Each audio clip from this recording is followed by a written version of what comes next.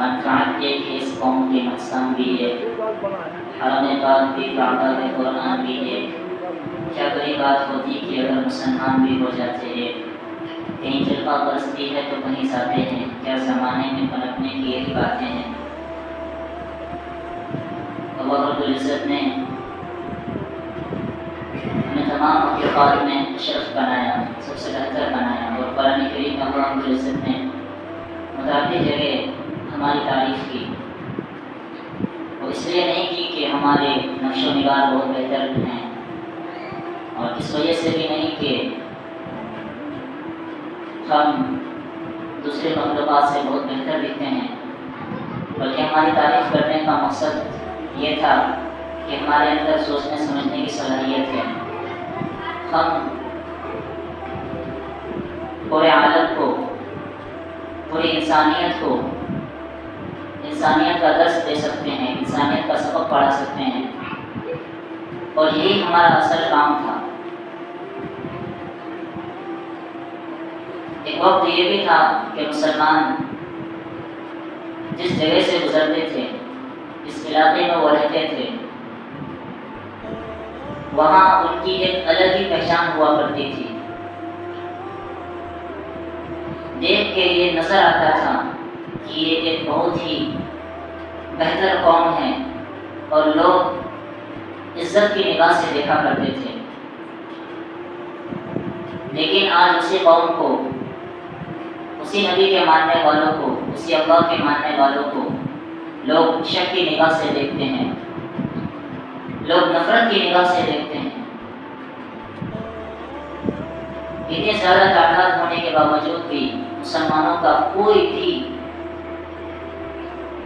ہندی میں کہتے ہیں کوئی ورچسو نہیں ہے، مسلمانوں کی کوئی اہمیت نہیں ہے، کوئی حیثیت نہیں ہے۔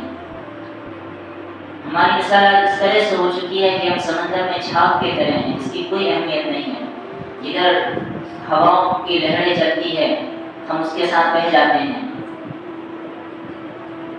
ہمیں غور کرنا چاہیے، ہمیں اس بات پہ غور کرنی چاہیے کہ آخر کیا غلطی رہی ہے ہم سے کہ ایک قوم جو پورے دنیا کے اندر مثال مانی جاتی تھی، جن کی حکومت، جن کی خلافت ایک ایسا عملی نمونہ بن کے لوگوں کے سامنے پیش کی جاتی تھی کہ لوگ اس پہ رشک کیا کرتے تھے، پھر ایسا کیا ہوا کہ مسلمان اتنے پیچھے چلے گئے؟ ایسی کیا کمی ہمارے اندر آئی؟ اور اس سے بھی بڑی بات یہ ہے کہ اکثر و بیشتر مسلمانوں کو یہ معلوم ہی نہیں ہے کہ ہمارا ماضی کتنا شاندار ہوا کرتا تھا۔ اکثر و بیشتر مسلمانوں کو یہ بات نہیں معلوم ہے، اور جو قوم اپنے تاریخ کو بھلا دیتی ہے، مستقبل میں اس کا کوئی پرسان حال نہیں ہوتا ہے۔ اگر ہم اپنی تاریخ کو بھلا دیں گے، اگر ہمیں اپنے آبا و اجداد کے بارے میں، ہمارے اسلاف کے بارے میں معلوم ہی نہیں ہوگا کہ ہماری کیا تاریخ رہی ہے، تو پھر ہم اس سے کچھ سبق بھی حاصل نہیں کر پائیں گے، اور ہم آج کے ڈیٹ میں، آج کے وقت میں ہم اس سے کوئی استفادہ بھی نہیں حاصل کر پائیں گے۔ ہمیں یہی لگے گا کہ شاید ہم ایسے ہی تھے، ہماری یہی حیثیت ہے، ہم بس ایسے ہی کمانے کھانے والے لوگ ہیں، اور بس کسی طرح ہمیں اپنی پوری زندگی گزار دینی ہے۔ اور جب پھر ہمیں اگر معلوم ہوگا کہ ہماری یہ حیثیت تھی، ہماری یہ اہمیت تھی، یہ ہماری پہچان تھی، یہ ہماری اوقات تھی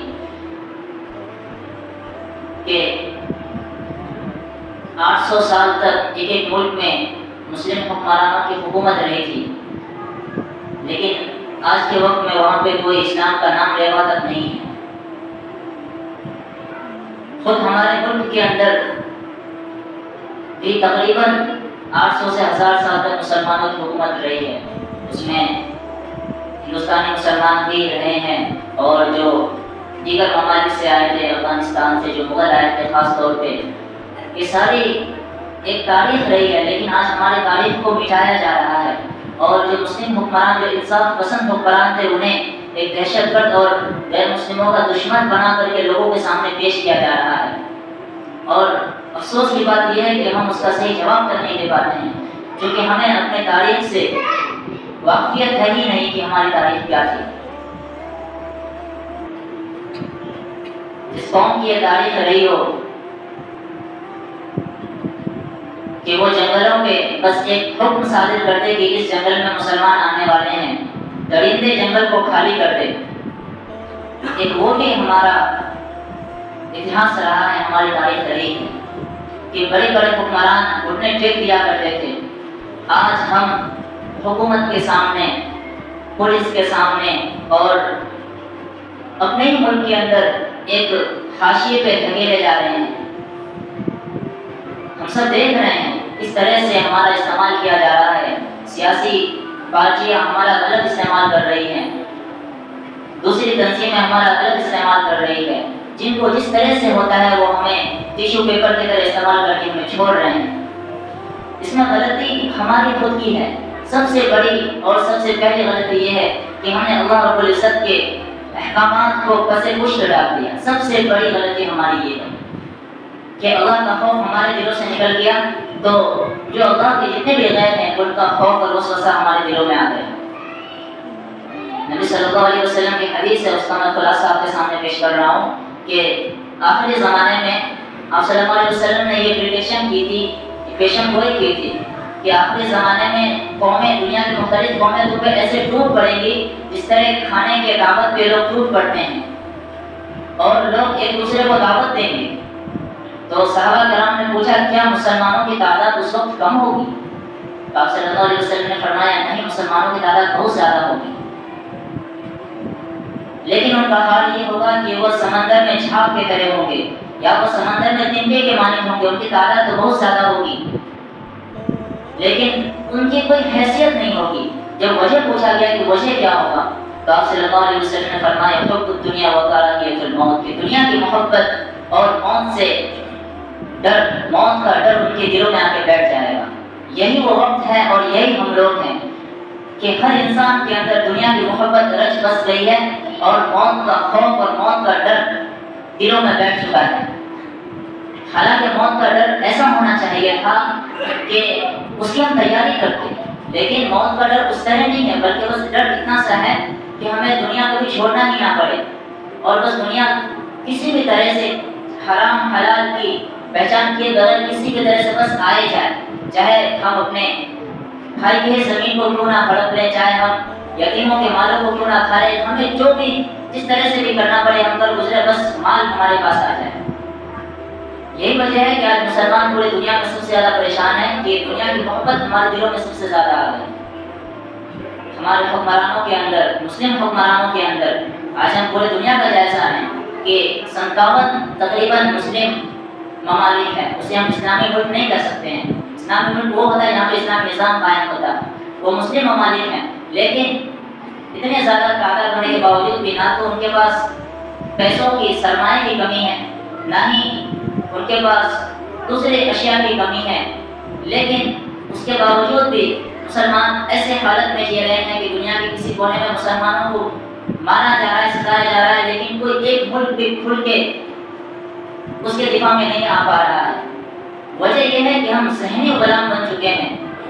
ہمارے پاس دولتیں تو بہت زیادہ آ گئی، لیکن ہم نے اس کا صحیح استعمال کرنا نہیں سیکھا کہ ہم اس کا صحیح استعمال کیسے کریں۔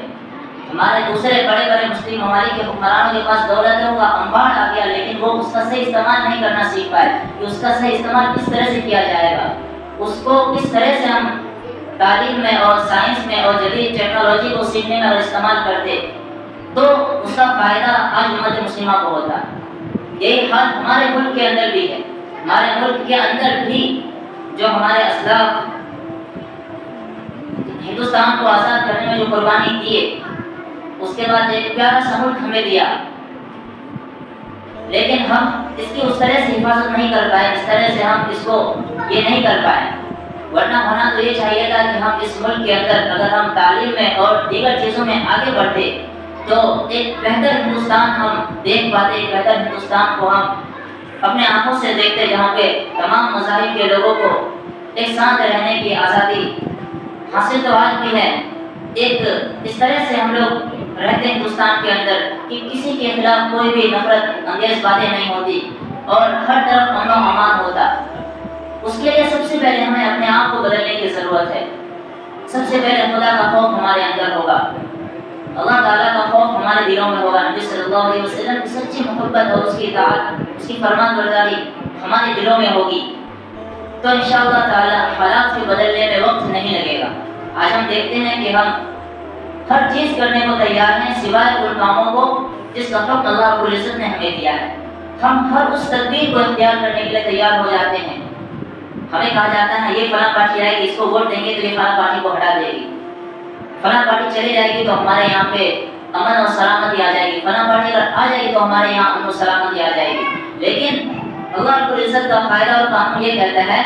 قرآن کریم کی جو میں نے آیت پڑھی کہ اللہ لا یغیر ما بقوم حتی یغیروا ما بانفسہم، کہ اللہ رب العزت اس قوم کی حالت کو اس وقت تک نہیں بدلتا جب تک کہ اس کو خود اپنے حالت کو بدلنے کا ارادہ نہ ہو۔ جب تک ہم خود اپنے آپ کو نہیں بدلیں گے، اپنے کردار کو اور اپنے اخلاق کو، اپنے تہذیب و تمدن کو نہیں بدلیں گے، اپنا جو ویژن ہے اسے ہم کلیئر نہیں کریں گے کہ ہم کیوں پیدا ہوئے، ہمارے دنیا میں آنے کا مقصد کیا تھا، ہمیں اللہ رب العزت نے کس عظیم کام کے لیے بھیجا تھا اور ہم کیا کر رہے ہیں اس دنیا میں آ کر کے، تب تک کوئی بھی پارٹی، کوئی بھی انسان، کوئی بھی تنظیم، کوئی بھی جماعت ہماری فلاح و بہبودی کے لیے کام نہیں کر سکتی ہے۔ اس کا سب سے سمپل ہم خود دیکھ رہے ہیں کہ آج ہندوستان کے آزاد ہونے کے 75 سال سے زیادہ ہو چکے ہیں، لیکن آج مسلمانوں کی حالت نہیں بدلی ہے۔ وہ اس لیے نہیں بدلی ہے کہ ہمیں جن کاموں کی طرف آگے بڑھنا تھا، جس طرح سے آگے بڑھنا تھا، ہم اس طرح سے آگے نہیں بڑھ پائے۔ تعلیم کے میدان میں ہمیں سب سے آگے بڑھنا تھا۔ دلی کی جامع مسجد جس کے آس پاس کے علاقے کو کتابوں کا ایک گڑھ کہا جاتا تھا، اور جو پرانے لوگوں کو یہ بات معلوم ہوگی کہ جامع مسجد کی گلیوں میں کتابوں کا ذخیرہ لگا ہوا ہوتا تھا، جدھر دیکھیں ادھر ہی کتابیں ملتی تھی۔ لیکن آج اگر کوئی دہلی میں رہتے ہیں جو جائیں گے وہ دیکھیں گے کہ وہاں پہ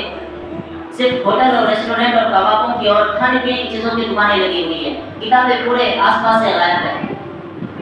جس مسلمان کو، جن کا مذہب میں سب سے پہلی جو آیت اتری تھی آپ صلی اللہ علیہ وسلم کے واقعہ پڑھو، آج مسلمان تعلیم میں سب سے زیادہ پیچھے ہیں۔ آج اگر ہمارے لیے کوئی ریزرویشن ہو بھی جاتا ہے تو ہم کیا کر سکتے ہیں؟ آج بہت ساری پارٹیاں ایسا ہمیں وہ بتاتی ہیں کہ اگر ہماری سرکار آ جائے گی تو اتنی نوکری دیں گے، اتنا کچھ کر لیں گے، لیکن ہم بتائیں کہ کس طرح سے مسلمانوں کو نوکری مل سکتی ہے، جبکہ مسلمانوں میں آج بھی صرف 6 سے 7% ایسے نوجوان ہیں جو گریجویشن تک جا کے پہنچے۔ تو اگر ہمارے لیے ریزرویشن ہوگا بھی تو ہم کیسے اسے حاصل کر پائیں گے؟ ہمارے پاس اسکل ہے ہی نہیں، ہمارے پاس وہ کوالٹیز نہیں ہے، وہ ہنر نہیں ہے کہ ہم ان چیزوں کو اچیو کر سکیں۔ ہم شادیوں میں اتنے زیادہ پیسوں کو خرچ کرتے ہیں لیکن اپنے بچوں کی تعلیم میں خرچ نہیں کر پا رہے ہیں۔ ہم دوسری چیزوں پہ اپنے پیسوں کو خرچ کر رہے ہیں۔ پیسوں کی کمی مسلمانوں میں نہیں ہے، بس ہم احساس کمتری کا شکار ہو چکے ہیں۔ ہم اپنے ویژن کو چینج کریں، بدلیں، اپنے سوچ کو تبدیل کریں اور یہ ایک پرسپیکٹو کو لے کر کے چلیں کہ ہمیں اب اگلے کچھ سال تک صرف تعلیم پہ اپنے بچوں کو آگے بڑھانا ہے اور دوسری تمام چیزوں کو منقطع کر دینا ہے، کم کر دینا ہے۔ ایک وقت تھوڑا سا کم کھائیں گے لیکن بچوں کو اعلیٰ تعلیم دیں گے، ان پہ کڑی نظر رکھیں گے، بچوں کو یکساں تعلیم دیں گے، ان کی تربیت کی صحیح فکر کریں گے، تو انشاءاللہ تعالیٰ ہم دیکھیں گے کہ آنے والے کچھ سال کے اندر ہمارے پورے ملک کے حالات ایسے بدلیں گے کہ ہم اس کا تصور نہیں کر سکتے ہیں، اور ایسا ہوگا انشاءاللہ تعالیٰ۔ ہم آپ صلی اللہ علیہ وسلم کی زندگی کو دیکھ لیں کہ وہ ایسے قوم تھے کہ جنہیں زندگی جینے کا کوئی طریقہ نہیں آتا تھا، بارہ ہم سنتے کہ انہیں یہ بھی تہذیب ان کے اندر نہیں تھی، زمین پہ گرا ہوا خون کو وہ چاٹ لیا کرتے تھے، ایسے لوگ تھے وہاں۔ لیکن جب ان پہ محنت کی گئی، ان کو بنایا گیا، ان کے ذہنوں کو بدلا گیا، ان کے دلوں کو بدلا گیا، پھر وہی قوم تھی جو دنیا میں حاکم بھی بنی اور ایسا حکومت کا نظام قائم کیا، ایسی امن و سلامتی والا حکومتی نظام قائم کیا کہ حضرت عمر رضی اللہ تعالیٰ عنہ کے زمانے میں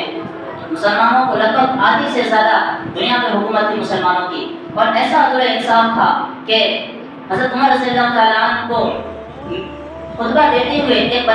ایک معمولی سا بندہ سامنے سے ٹوک کر کے کہہ دیتا وقت کے بادشاہ کو، امیر المومنین کو، کہ آپ ہمیں یہ بتائیں کہ یہ جو جھبا آپ نے پہنا ہے یہ آپ کو کیسے ملا؟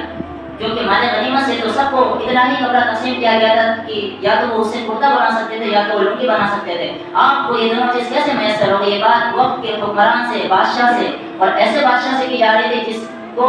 آدھی دنیا میں جس کی حکومت تھی، جس کی سلطنت تھی۔ تو حضرت عمر رضی اللہ تعالیٰ عنہ اس کا جواب بھی دیتے ہیں، بلکہ خود نے اپنے بیٹی کو کھڑا کر کے کہتے ہیں کہ اس کا جواب میں نہیں، میرا بیٹا عبداللہ دے گا۔ حضرت عبداللہ اس کا جواب دیتے ہیں اور بتاتے ہیں کہ یہ بات بالکل درست ہے کہ مال غنیمت سے سب کو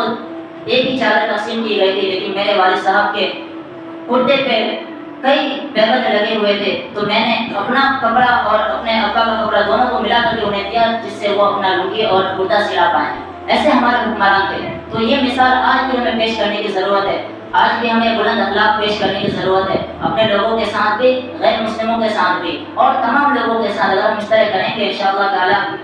تو ہم ایک بہتر فضا قائم کر سکتے ہیں. نفرتوں کا جواب اگر ہم محبت سے دیں گے، ہم باطل کا جواب حق سے دیں گے، ہم جہالت کا جواب تعلیم سے دیں گے، تو انشاءاللہ تعالی یہ جہالت کی فضائیں اور یہ کالی اندھیری رات گھٹے کی ختم ہوگی اور ایک آفتاب، ایک سورج چمکے گا، اور انشاءاللہ تعالیٰ ایک بہتر مستقبل کے لیے ہم سب آگے بڑھیں گے. اللہ رب العزت سے دعا ہے کہ اللہ رب العزت ان تمام باتوں کے سب سے پہلے مجھے عمل کرنے کی توفیق دے، اور ہم تمام لوگوں کی ان باتوں پہ عمل کرنے کی توفیق عطا فرمائے. نبی صلی اللہ علیہ وسلم کی ایک سنتوں پہ ہمیں عمل کرنے کی توفیق دے، اور خصوصی طور پہ نمازوں کی پابندی کرنے کی ہمیں توفیق عطا فرمائے. وآخر دعوانا الحمدللہ رب العالمین. جن کی سنتیں باقی ہیں سنت